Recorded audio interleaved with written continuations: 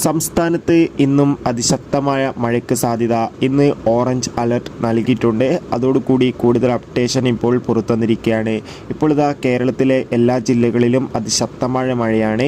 കേരളത്തിൽ ഏകദേശം 5 ജില്ലകളിലാണ് ഇന്ന് റെഡ് അലർട്ട് നൽകിയിട്ടുള്ളത്.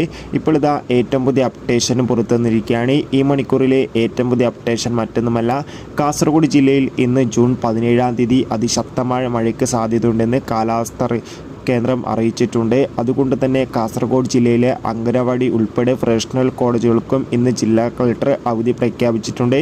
അതോടുകൂടി മുൻകൂട്ടി തീരുമാനിച്ച എക്സാമുകൾക്ക് മാറ്റമില്ലെന്നാണ് ഇപ്പോൾ റിപ്പോർട്ടുകൾ സൂചിപ്പിക്കുന്നത്.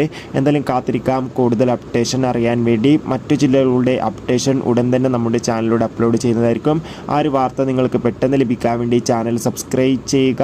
ഈ വരുന്ന ജൂൺ ജൂലൈ മാസം ധാരാളം ചിത്രങ്ങൾ OTT റിലീസ് ചെയ്യും. ആ വീഡിയോ നമ്മുടെ ചാനൽ ഭാഗം പരിശോധിച്ചാൽ കാണാം.